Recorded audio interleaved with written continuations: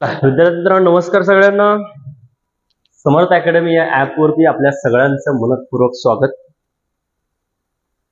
आपण इतिहासाच्या एक अंतिम टप्प्यावरती येऊन थांबलेलो आहोत, ते म्हणजे भारतीय स्वातंत्र्य चळवळीचे शेवटचे पर्व.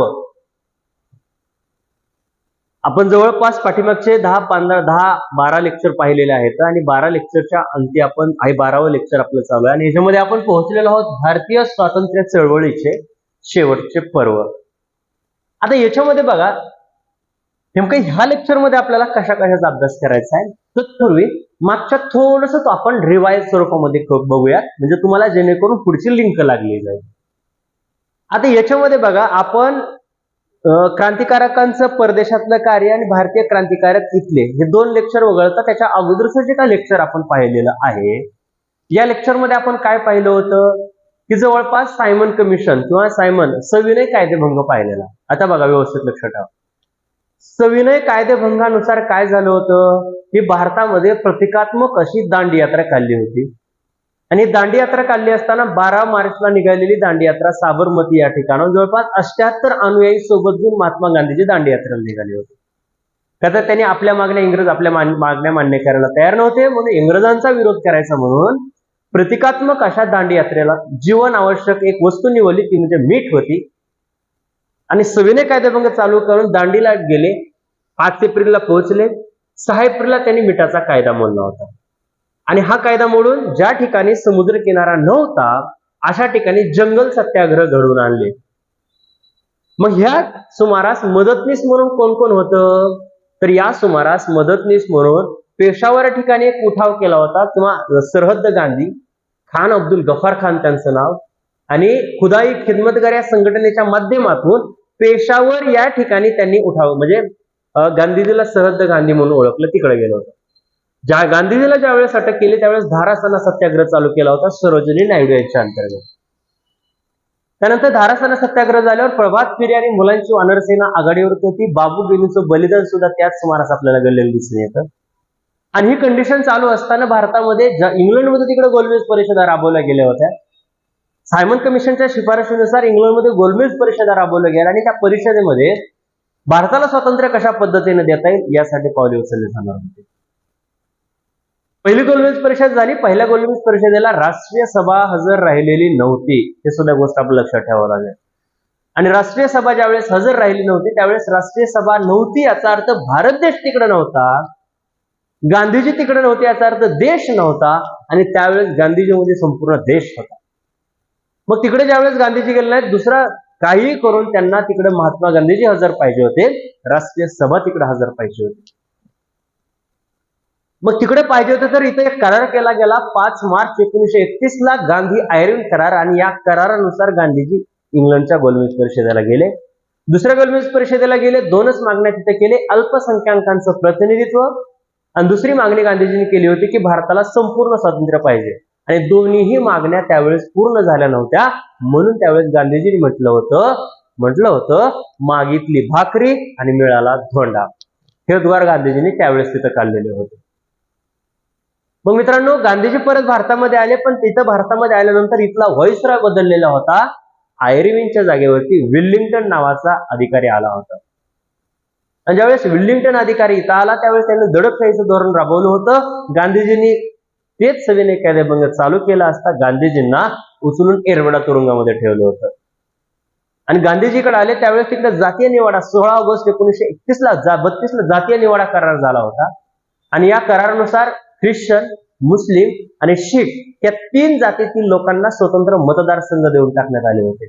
मात्र हे मतदारसंघ देणे गांधीजीला, म्हणजे या गोष्टीमुळे हजारो दलित बांधव हिंदूंपासून वेगळे होणार होते, गांधीजी संमत होतं. म्हणून गांधीजींनी तुरुंगामध्ये असतानाच काय केलं होतं तर उपोषणाला बसले, आणि उपोषणाला परिस्थिती खालावली. परिस्थिती खालावल्यामुळे डॉक्टर बाबासाहेब आंबेडकरांच्या गोष्ट लक्षात आली, जर गांधीजींचं काही बरं वाईट झालं तरी देशाला परवडणारी गोष्ट नव्हती. देशामध्ये दंगल सदृश्य परिस्थिती निर्माण होणार आहे, आंदोलन होणार होते, जाळपोळ होणारे होत्या. हे हित लक्षात घेता डॉक्टर बाबासाहेब आंबेडकरांनी गांधीजींसोबत एक करार केला, त्यालाच पुणे करार म्हटलं गेलं. 24 सप्टेंबर 1932 ला हा करार झाला, आणि या करारानुसार या 3 जातीतील लोकांना स्वतंत्र मतदारसंघ न देता 18% जागा राखीव ठेवायच्या ठरलेल्या. आणि ज्यावेळेस ह्या जागा राखीव ठेवल्या गेल्या त्यावेळेस या जागा राखीव ठेवल्या तर 148 जागा त्यांना राखीव ठेवल्या गेल्या. म्हणून हा पुणे करार, गांधी आंबेडकर करार, याला ऐक्य करार या नावाने सुद्धा ओळखलं जातं. मग मित्रांनो, एक बघा, ज्यावेळेस हा करार झाला गेला तर या करारामध्ये झालं काय, तर याच्यामध्ये झालेली एक गोष्ट अशी होती, यात तिसरी गोलमेज परिषद झाली. त्यानंतर पण तिसऱ्याही गोलमेज परिषदेला राष्ट्रीय सभा पण हजर राहिली नाही आणि महात्मा गांधीजी सुद्धा हजर राहिलेले नव्हते. ही सुद्धा गोष्ट आपल्याला लक्षात ठेवावी लागेल. मग याच्यामुळे झालं काय, तर याच्यामुळे झालं असं, या 3 गोलमेज परिषदेचा अभ्यास केला आणि अभ्यासाअंती 1933 ची एक श्वेतपत्रिका तयार केली होती. आणि या 33 ची श्वेतपत्रिका तयार करून 1934 ला त्याच्यावरती 32 जणांची जॉईंट सिलेक्ट कमिटी नेमली गेली.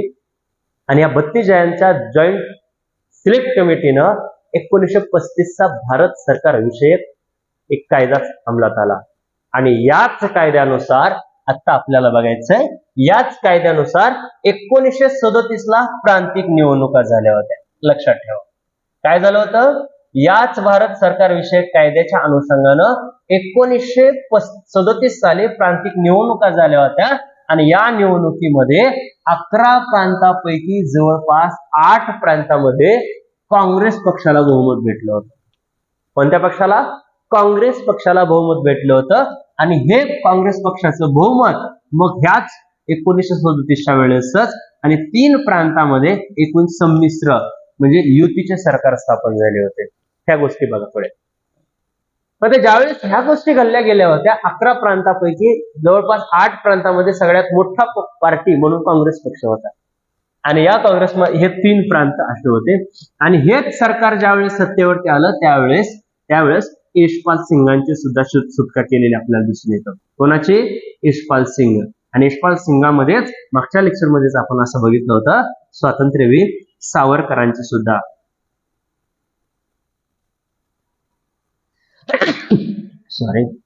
स्वातंत्र्यवीर सावरकरांची सुद्धा सुटका केलेली आपल्याला या ठिकाणी दिसून येत होती. हे झाल्या प्रांतिक निवडणुका. पण तत्पूर्वी एक गोष्ट आपल्याला लक्षात ठेवावं लागेल, 1936 साला असं उजवलं होतं की 1936 सालामध्ये काँग्रेसचं काय झालं होतं, फैजपूर अधिवेशन झालं होतं. हे अधिवेशन का विशेष बघायचंय, कारण हे इतिहासातलं म्हणजे आतापर्यंत 1936 पर्यंत कुठपासून 1885 पासून 1936 पर्यंत या अधिवेशनाचं वैशिष्ट्य असं होतं की हे अधिवेशन आता पहिल्यांदा ग्रामीण भागामध्ये होणार अधिवेशन. कोणत्या भागामध्ये? ग्रामीण भागामध्ये. 1935 पर्यंतचे जवळपास सगळे अधिवेशन झालेले सगळे शहरी भागामध्ये झाले होते. फैजपूर या ठिकाणी हे अधिवेशन, आणि फैजपूर हे जळगाव या ठिकाणी आहे. फैजपूर कोणत्या ठिकाणी? जळगाव ठिकाणी फैजपूर हे आहे ठिकाण. आणि या ठिकाणी मध्ये ग्रामीण भागातलं पहिलं अधिवेशन झालेलं होतं. आणि या अधिवेशनाचे अध्यक्ष कोण होते? तर याच्यामध्ये पंडित जवाहरलाल नेहरू हे त्यावेळेचे अध्यक्ष बनलेले होते. या अधिवेशनाचं वैशिष्ट्य अजून काय, तर याच्यामध्ये भरपूररित्या शेतकऱ्यांचा सुद्धा सहभाग होता. शेतकरी वर्ग खूप मोठ्या प्रमाणावरती सहभागी झाला होता. त्यानंतर दुसरं वैशिष्ट्य असं, या अधिवेशनामध्ये महिलांचा सुद्धा सहभाग खूप मोठ्या प्रमाणावरती होता. म्हणजे शेतकरी, महिला वर्ग असे भरपूर पंडित जवाहरलाल नेहरू यांच्या अध्यक्षतेखाली जे काही झालेलं अधिवेशन होतं, या अधिवेशनासाठी उपलब्ध होणारा हा सगळा वर्ग होता.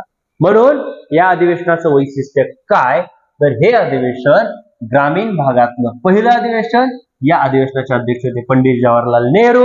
आणि याच्यामध्ये शेतकरी, तसेच कारण ग्रामीण भागाचा विचार करता ग्रामीण भाग म्हणले की शेतकरी आले, आणि या शेतकऱ्यांचे सुद्धा या ठिकाणी आपल्याला योगदान असलेलं दिसून येतं. हे फैजपूर अधिवेशन असं होतं. प्रांतिक निवडणुकानंतर कोणत्या कायद्यानुसार झाल्या? 1935च्या कायद्यानुसार भारतामध्ये 1937 ला प्रांतिक निवडणुका झाल्या. 11 पैकी 8 प्रांतामध्ये काँग्रेस आलं, उर्वरित प्रांतात संमिश्र आले. आणि हे सरकार सत्तेवरती आल्यावर या लोकांच्या सुटका करण्यात आल्या.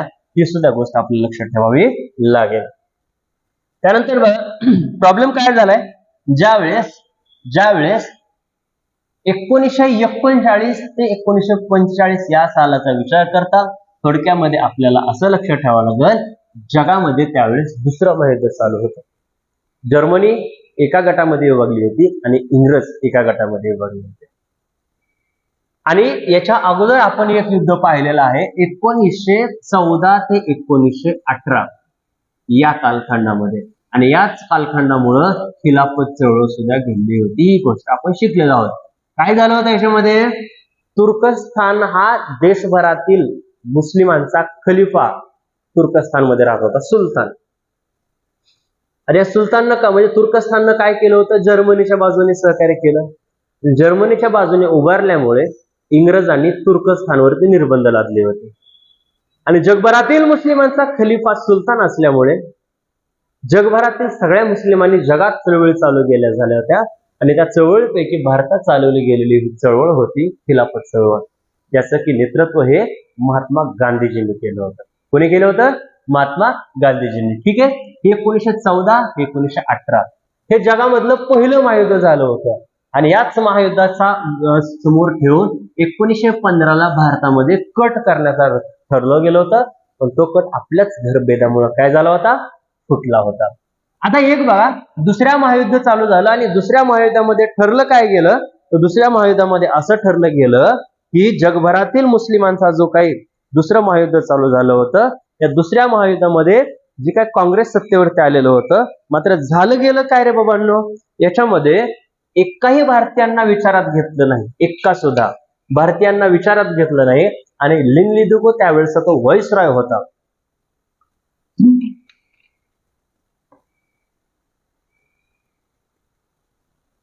लिनलिदुगो कोण होता त्यावेळेसचा?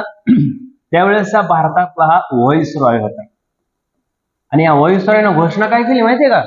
व्हाईसरॉयनं घोषणा अशी केली, दुसरं महायुद्ध ज्यावेळेस चालू आहे, या दुसऱ्या महायुद्धामध्ये भारत हा आमच्या बाजूने लढणार आहे. कोणाच्या बाजूने? आमच्या बाजूने. मग आता एक विचार करा बरं, जर आपण त्यावेळेस आपण सत्तेमध्ये होतो, महायुद्धाचा विचार करता भारत हा आमच्या बाजूने लढेल. आमच्या म्हणजे कोणाच्या? आमच्या म्हणजे इंग्रजांच्या बाजूने. आता विचार करा बरं, आपल्यावरती सत्ता कोणाची? इंग्रजांची. आणि आपल्यावरती सत्ता जर इंग्रजांची असेल आणि इंग्रजांची सत्ता असताना इंग्रज जर आपल्याकडून ही जर अपेक्षा करत असतील की दुसऱ्या महायुद्धामध्ये भारत हा आमच्या बाजूने लढणार आहे, तर मग हे किती विचार करण्यासारखी गोष्ट आहे. मग ज्यावेळेस हा असा विचार झाला गेला त्यावेळेस एक गोष्ट आपल्याला व्यवस्थित लक्षात ठेवावी अशी लागेल की कमीत कमी निवडणुका झाल्या नसत्या तर एवढं काही नव्हतं. पण निवडणुका झाल्या होत्या, आपण सत्तेमध्ये होतो, तर आपल्या एकाही भारतीयांना विश्वासात घेतलं नाही. आणि विश्वासात न घेता लिनलिदुगोनं घोषणा काय करून टाकली रे? दुसऱ्या महायुद्धात भारत कोणाच्या बाजूने लढल? आमच्या. म्हणजे अप्रत्यक्षरित्या भारताला इंग्रजांनी गृहीतच धरलेलं होतं. मग त्याचा परिणाम काय झाला? एकाही भारतीयांना विश्वासात न घेता काँग्रेस सरकारने काय केले? राजीनामे दिले. म्हणजे मगाशी जे 11 प्रांतापैकी 8 प्रांतामध्ये काँग्रेस सत्तेवरती आलं होतं ना, या सगळ्या सरकारने काय करून टाकले रे? राजीनामे देऊन टाकले.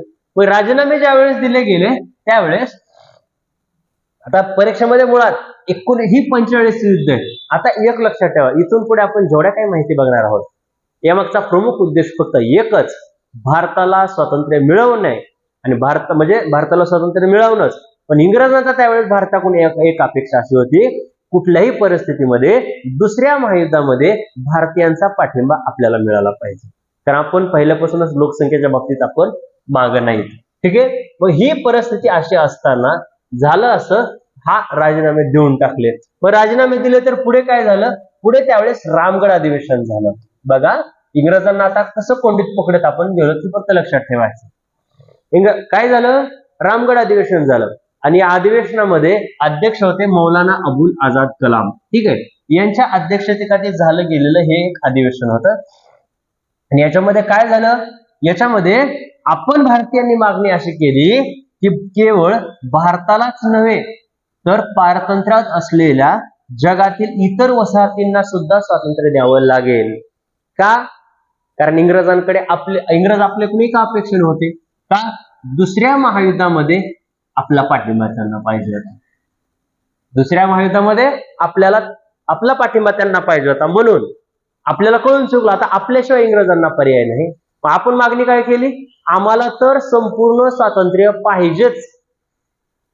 पण कारण त्यावेळेस इंग्रजांचं निम्या जगावरती राज्य होतं.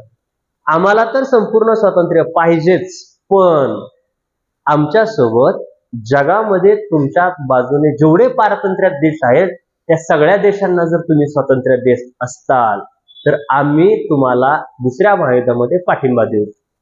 पण इंग्रज, आपण 1905 ची पाठीमागं सुद्धा आपण बघितलं, 1905 ला आपण ही मागणी केली होती, आम्हाला काय करा, वसाहतींचं स्वातंत्र्य द्या. मग 1928 ला आपण 1 वर्षाची मुदत दिली, त्यांनी पाळली नव्हती. तर 1929 ला तर आपण संपूर्ण स्वातंत्र्य केलं आणि 1940 ला असं चालू झालं. आपली मागणी काय झाली, आम्हाला तर संपूर्णच पाहिजे, पण जगामध्ये तुमच्या पारतंत्र्यात जेवढे काही देश आहेत त्या सगळ्यांना तुम्ही स्वातंत्र्य द्यावं लागेल. आणि जर एवढी गोष्ट केली तर दुसऱ्या महायुद्धामध्ये आम्ही तुम्हाला काय करू, सहकार्य करू. ठीक आहे, ही मागणी झाली. आता ऑगस्ट घोषणेमध्ये इंग्रजांना आता एक बघा, आता इथं इंग्रजांना थोडीशी जाग आली. काय जाग आली, इंग्रजांना 1940 मध्ये आपल्याला काय म्हणले, 1940 मध्ये आम्ही भारतास वसाहतीचं स्वातंत्र्य देण्यात येईल. पण आपली त्यावेळेसची ती मागणीच नव्हती. किती साधा सोपा नियम आहे. म्हणजे आपण लहानपणी घरी म्हणायचं, मला सायकल घ्या, मला सायकल घ्या, 5वी पर्यंत म्हणायचं. आणि घरच्यांनी 12वी ला गेल्यावर म्हणायचं, चल तुला आता सायकल घेऊ. पण त्यावेळेस आपली मागणी बुलेटची झालेली असते.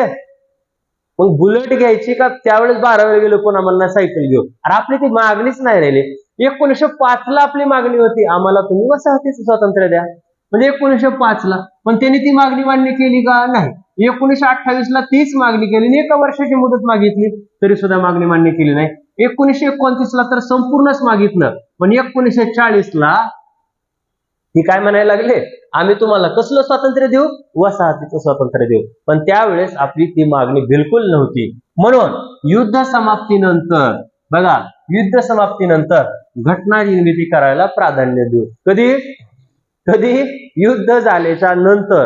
अरे युद्धामध्ये त्या इंग्रजांचं काय होतं हे माहित नव्हतं आणि हे म्हणतात युद्ध समाप्तीनंतर आम्ही तुम्हाला काय करू, घटना निर्मिती करण्यासाठी. मग ही ऑगस्ट घोषणा 8 ऑगस्ट 1940 ला यांनी केलेली दिसून येते. मात्र आता इंग्रजांना, आपल्याला तर स्वातंत्र्य पाहिजे होतं, इंग्रजांना अधिक संकटात टाकायला नको म्हणून भारतीयांनी काय केलं, भारतामध्येच वैयक्तिक सत्याग्रह चालू केले.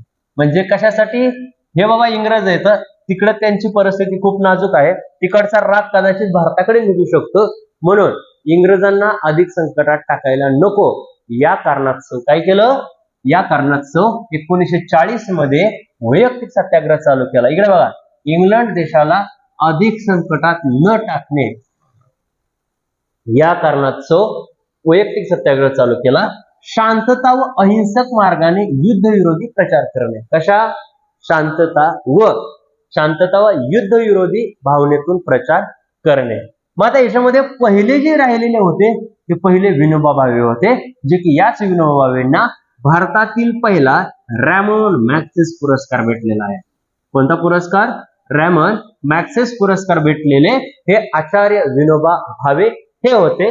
आशिया खंडातला पहिला म्हणजे रॅमन मॅग्सेस पुरस्कार भेटणारे विनोबा भावे होते. हे पहिल्यांदा वैयक्तिक सत्याग्रहासाठी बसले. परीक्षेत तुम्हाला असा प्रश्न सुद्धा आलेला आहे की पहिले वैयक्तिक सत्याग्रही म्हणून कोण होते, ते होते विनोबा भावे. त्यानंतर पंडित नेहरू बसले, आचार्य म्हणजे पंडित नेहरू नंतर इथं पंडित जवाहरलाल नेहरू, सरदार वल्लभभाई पटेल बसले, त्यानंतर मौलाना अब्दुल आझाद बसले. जवळपास 1941 पर्यंत वैयक्तिक सत्याग्रहांची संख्या झाली होती एवढी. किती, 25,000 पर्यंत वैयक्तिक सत्याग्रही झाले होते. ही सुद्धा गोष्ट आपल्याला लक्षात ठेवावी लागेल. त्यानंतर बघा, आपलं स्वातंत्र्य किंवा आपलं सहकार्य काही इंग्रजांना भेटत नाही, ही गोष्ट इंग्रजांच्या लक्षात आली की आता काही जरी झालं तरी भारत आपल्याला सहकार्य करायला तयार होत नाही. मग ही गोष्ट ज्यावेळेस इंग्रजांच्या लक्षात आली त्यावेळेस इंग्रजांना क्रिप्स भारतामध्ये पाठवलं. क्रिप्स मिशन भारतामध्ये आलं, क्रिप्सची योजना भारतामध्ये आली आणि या क्रिप्स मिशन मध्ये त्याचे अध्यक्ष होते स्टॅफर्ड क्रिप्स. आणि भारतात येण्यामागचा प्रमुख उद्देश काय होता, हेतू हा होता दुसऱ्या महायुद्धामध्ये भारतीयांचा पाठिंबा मिळवणे. काय करणे, दुसऱ्या महायुद्धामध्ये भारतीयांचा पाठिंबा मिळवले. मग ह्यांनी काय म्हणले, भारताला स्वातंत्र्य देण्यात येईल, पण कधी देण्यात येईल, युद्ध समाप्तीनंतर. लबाडाचा अवतान जेवल्याशिवाय खरं नसतं. त्या म्हणीप्रमाणे इंग्रज आपल्याला प्लासीच्या लढाई 1757 पासून भारतामध्ये आहेत, एवढे दिवस स्वातंत्र्य दिलं नाही, आणि आता युद्धाच्या तोंडावर काम होऊन गेलं तर कशामुळे आपल्याला स्वातंत्र्य देतील. त्याच्यामुळं काही जरी झालं, क्रिप्स मिशन भारतामध्ये आल्या, बऱ्याच योजना तुम्हाला दाखवल्या, बऱ्याच आमिष तुम्हाला दिले, पण कुठल्याच आमिषाला यावेळेस भारतीय लोक बळी पडलेले नव्हते. आणि ज्यावेळेस भारतीय लोक कुठल्याच आमिषाला बळी पडत नाहीत, ही गोष्ट ज्या वेळेस इंग्रजांच्या लक्षात आली, त्यावेळेस भारताला हळूहळू क्रमवार पद्धतीने हळूहळू स्वातंत्र्य देण्याच्या दृष्टिकोनातनं पावलं उचलायला मात्र चालू झाले. मग आता काय झालं बघा, सॅपर ट्रिप्स भारतामध्ये आले गेले, हेतू भारतीयांना दुसऱ्या महायुद्धात पाठिंबा. आणि यावेळेस तर इंग्रज हे पूर्ण पराभवाच्या स्थितीमध्ये होते. पण आपण कळून चुकलं, आपण तर त्यांना पाठिंबा देणार नव्हतोच. आणि जर पाठिंबा आपल्या पाठिंब्याशिवाय आपल्याला मिळत होतं, ते जिंकून येणार नाहीत. मग उलट आपण मागण्या कमी करण्याच्या ऐवजी आपण उलट जास्त मागण्या केल्या. का? ते तिकडे अडकलेले, त्या अडकलेल्यामुळे आपल्याला कदाचित स्वातंत्र्य देतील. आणि याच सुमारास सुभाषचंद्र बोसांचं सुद्धा योगदान खूप मोठ्या प्रमाणावरती आहे, हे सुद्धा लक्षात ठेवावं लागेल. कारण 42ला सुभाषचंद्र बोस जपानला होते, आझाद हिंद सेनेचं नेतृत्व करत होते, आणि भारताला स्वातंत्र्य मिळवण्यासाठी ते जपानमधून प्रयत्न करत होते, हे सुद्धा लक्षात ठेवा. मग झालं असं, क्रिप्स मिशन आलं.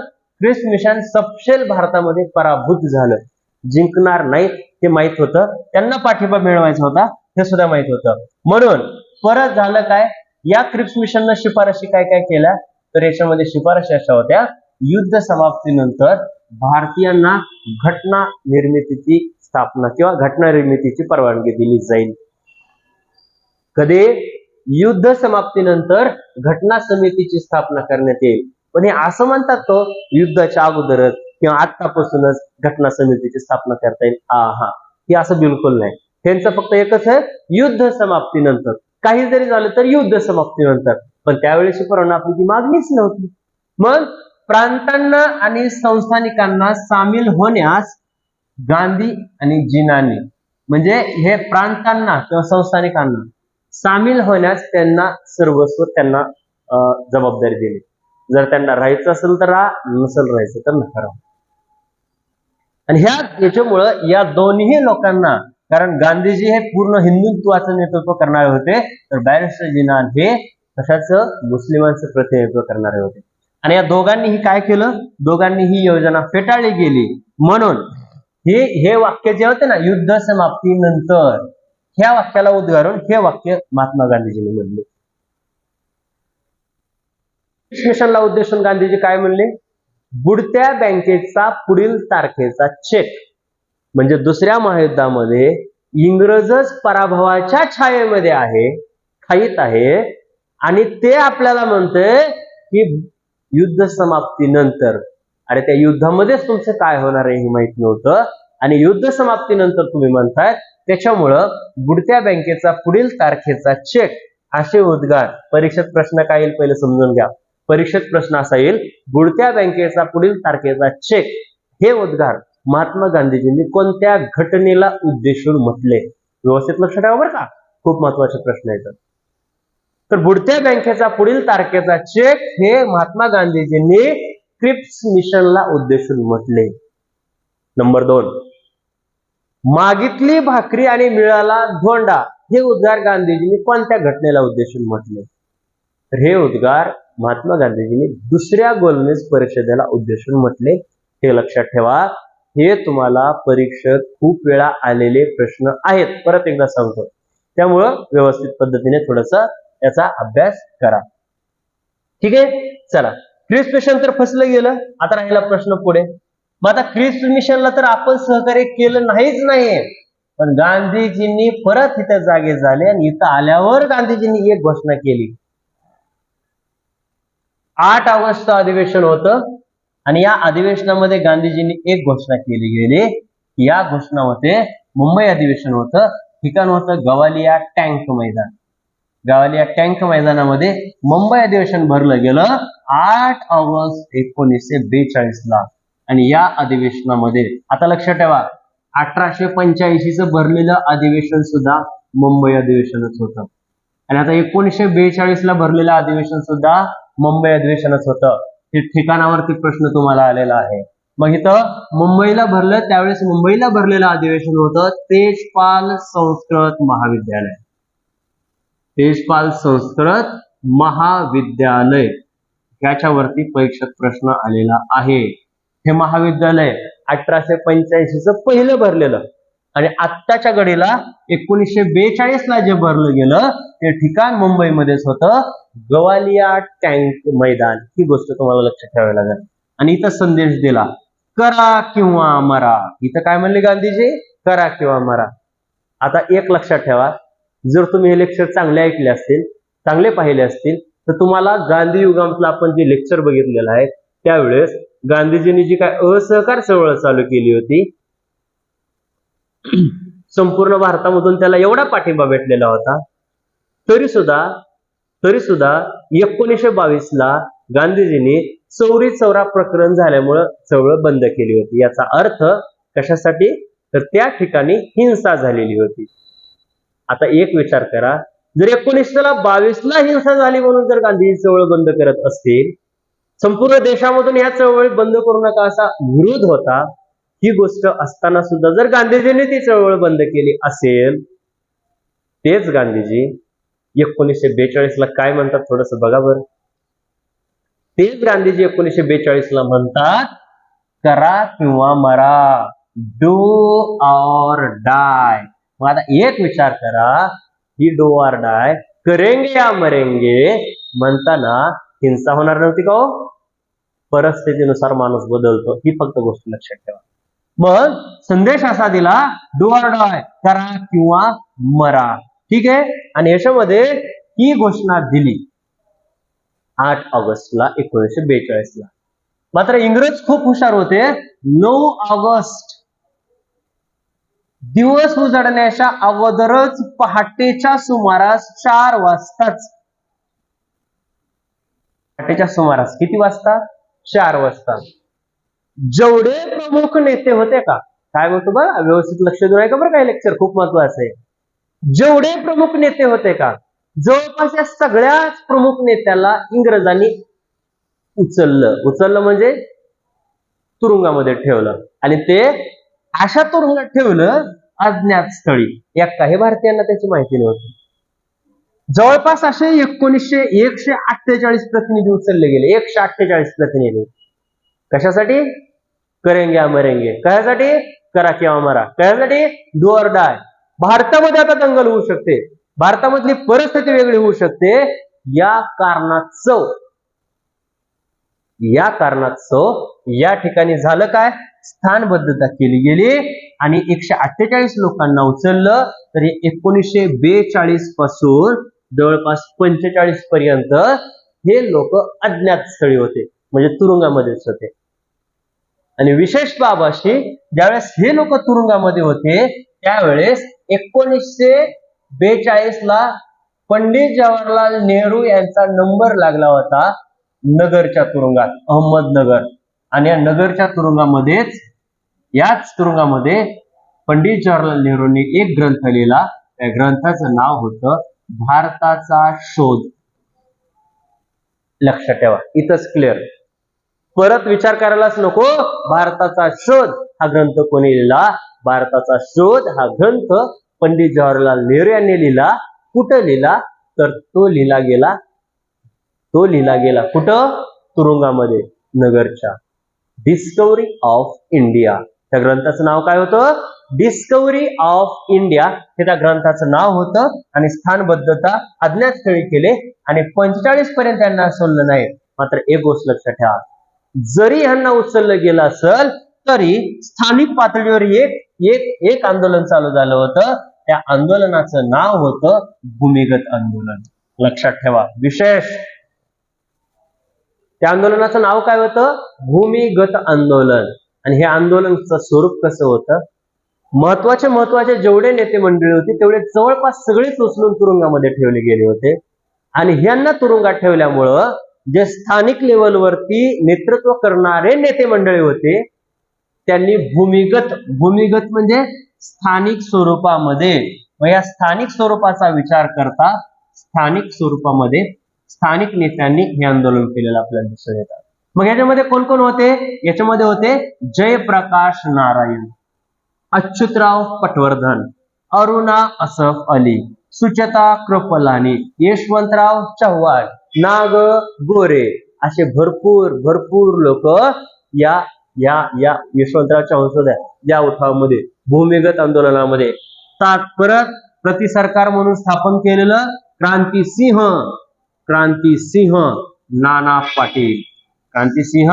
नाना पाटील हे सुद्धा याच्या आंदोलनामध्ये सहभागी झाले होते.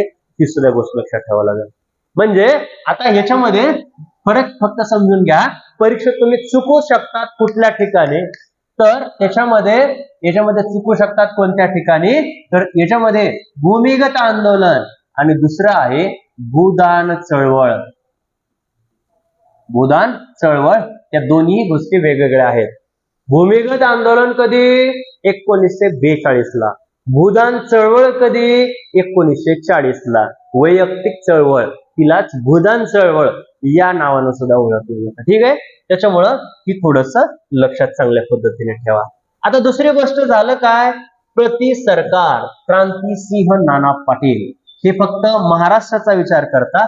भारतामध्ये तसं पूर्ण जवळपास सगळीकडेच बंगालमध्ये, उत्तर प्रदेशमध्ये, बिहारमध्ये, महाराष्ट्रामध्ये या पद्धतीमध्ये जवळपास एवढ्या ठिकाणामध्ये प्रतिसरकार चालू झालेले होते. बरोबर. पण हे प्रतिसरकार चालू झाले असताना म्हणजे त्यावेळेस प्रतिसरकार म्हणजे सरकारच्या विरोधामध्ये. ज्यावेळेस ह्या गोष्टी चालू झाल्या गेल्या त्यावेळेस महाराष्ट्रामध्ये एक सातारा ठिकाणी क्रांतिसिंह नाना पाटील यांच्या नेतृत्वाखाली प्रतिसरकार, आणि या प्रतिसरकारला पत्री सरकार असं सुद्धा म्हटलं गेलं. काय? पत्री सरकार या नावाने सुद्धा त्यांची ओळख आहे. म्हणजे काय? त्याचं स्वरूप काय होतं? महाराष्ट्रामध्ये क्रांतिसिंह नाना पाटील यांच्या नेतृत्वाखाली प्रतिसरकार म्हणजे काय सांगू स्वरूप? ते स्वरूप असं होतं, इंग्रज अधिकारी पकडायचा आणि इंग्रज अधिकाऱ्याचा पकडायचं आणि तळपायामध्ये पत्रे ठोकायच्या खालून खिळे मारून. हे प्रतिसरकार होतं. इंग्रजांना दणाणून सोडणारं महाराष्ट्रातलं एकमेव नेतृत्व होतं ते म्हणजे क्रांतिसिंह नाना पाटील. इंग्रज अधिकारी पकडलं की खालून तळपायामध्ये घोड्याला जशी नाल हाणतात का, बैलाला जसे नक्या येऊन करतात ना, त्या पद्धतीनं माणसांना सुद्धा पत्रे ठोकले जायचे खालून तळपायामध्ये, खिळे मारले जायचे. हे प्रतिसरकार या पद्धतीमध्ये होतं. ही सुद्धा गोष्ट आपल्याला लक्षात ठेवावी लागेल. म्हणजे प्रतिसरकारचं स्वरूप 1942 ला. परीक्षक प्रश्न तुम्हाला असा येईल, परीक्षेवरती काम करू. परीक्षेमध्ये असा प्रश्न तुम्हाला येईल की महाराष्ट्रामध्ये 1942 मध्ये प्रतिसरकार कोणत्या घटनेच्या वेळेस होतं? ऑप्शनमध्ये पर्याय असे असतील: बंगालची फाळणी, असहकार चळवळ, सविनय कायदेभंग आणि चले जाव आंदोलन. त्यावेळेस आपल्याला ही गोष्ट लक्षात अशी आली पाहिजे की ही जे चळवळ चालू होत्या ह्या सविनय कायदेभंग नाही तर चले जाव आंदोलनाच्या वेळी प्रतिसरकार ही चळवळ किंवा ही लॉबी या ठिकाणी क्रांतिसिंह नाना पाटील विशेष लक्षात ठेवा, हे महत्वाचं आहे. ठीक आहे, हे झालं प्रतिसरकार. त्यानंतर पुढे बघा, पुढे याच्यामध्ये राजाजी आयोग 1944 ला आला आणि 1945 ला विवेक योजना आली. पण खरं सांगू का पोरांनो, एक गोष्ट मात्र याच्यामध्ये आपल्याला लक्षातच असे ठेवावी लागेल की या राजाजी आयोगाचा विचार करता आणि विवेक योजनेचा विचार करता याच्यामध्ये एक विशेष गोष्ट बघा.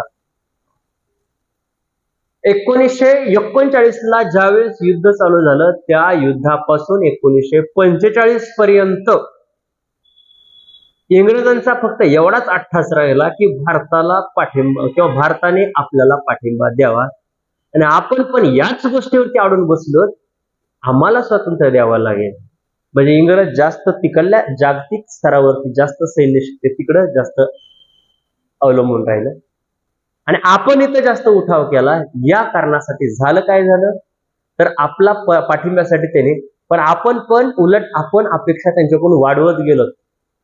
आपण त्यांच्याकडे अपेक्षा काय केल्या आपण अपेक्षा वाढवत गेलो त्या कारणास्तव आणि आपण सुद्धा इंग्रजांना आणि खरं खरं सांगतो जर दुसरं महायुद्ध झालं नसतं तर भारताला अजून पण स्वातंत्र्य भेटलं असतं का नसतं ह्याच्यावरती शंका आहे. पण दुसरं महायुद्ध झाल्यामुळं इंग्लंडमध्ये सत्तांतरण झालं. तिकडचा हुजूर पक्ष पराभूत होऊन मजूर पक्ष तिकडे सत्तेवरती आलेला होता. त्याच्यामुळे भारताला स्वातंत्र्य भेटलं. आता ह्या जेवढ्या काही योजना भारतामध्ये आलेल्या आहेत या योजनेमागचा फक्त इंग्रजांचा एकच शुद्ध उद्देश होता भारताचा पाठिंबा मिळवणं आणि आपण काय द्यायला तयार नव्हतो. आणि या समकालीन परिस्थितीमध्ये सुभाषचंद्र बोसांचा तर तिकडे वेगळाच कार्यक्रम चालू होता. आझाद हिंद सेना होते तिकडून जुळवले. आपल्याला पुढच्या लेक्चरमध्ये त्यांच्याबद्दल माहिती बघायचीच आहे. पण या समकालीन परिस्थितीमध्ये राजाजी आयोग आला. त्या आयोगानं काय केलं मुस्लिम लीग आणि राष्ट्रीय सभा यांच्यामध्ये तडजोड केली. मुस्लिम लीग अँड राष्ट्रीय सभा यांच्यामध्ये तडजोड केली आणि एक योजना राबवली गेली.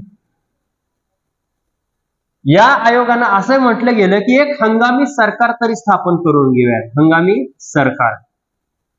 आणि या परत मागणी एक होती बहुसंख्य मुस्लिम असतील बहुसंख्य मुस्लिम ज्या ठिकाणी असतील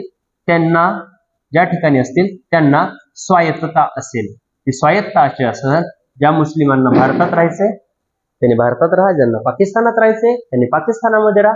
पण राजाजी आयोग हा सी राजगोपालचारी हे नाव लक्षात ठेवा. सी राजगोपालचारी यांच्या नेतृत्वाखाली ही योजना राबवली गेली. आणि योजना कशासाठी होती मुस्लिम लीग आणि राष्ट्रीय सभा यांच्यामध्ये तडजोड घडवणारी ही योजना होती. पण या स्वायत्तेमुळे या सार्वमतमुळे ही योजना बॅरिस्टर जिनांनी फेटाळून टाकली. का त्यांना स्वतंत्र पाकिस्तानच पाहिजे होतं.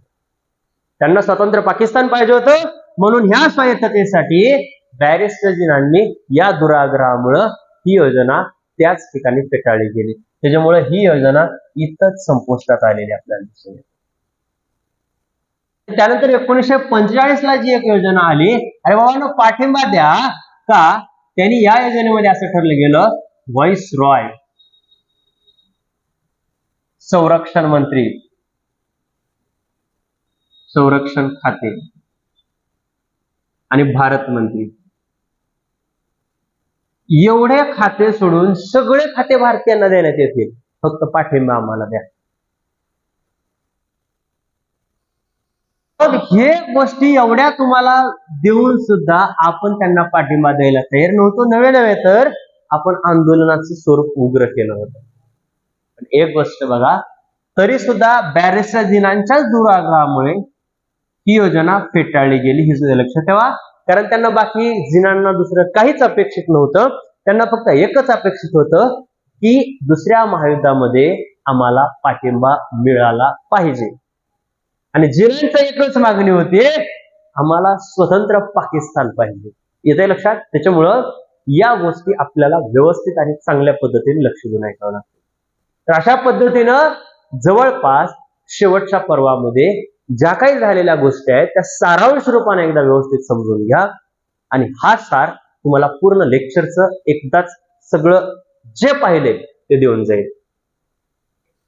1937 पहिल्यांदा आपण फैजपूर अधिवेशन पाहिलं होतं. 1936 ला झालं होतं.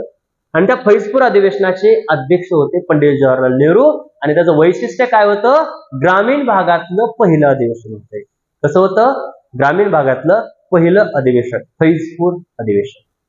त्यानंतर 1937 ला निवडणुका झाल्या पाहिलं होतं. प्रांतिक निवडणुका 11 प्रांतापैकी 8 प्रांतांमध्ये काँग्रेस बहुसंख्य असलेला भाग हा काँग्रेस सरकार म्हणून आलं होतं. आणि 3 प्रांतांमध्ये संमिश्र सरकार स्थापन झालं. 1939 ला लिनलिथिगोने घोषणा केली होती दुसऱ्या महायुद्धामध्ये भारत हा आमच्या बाजूने लढणार आहे. आणि ते आपल्याला मान्य नव्हतं.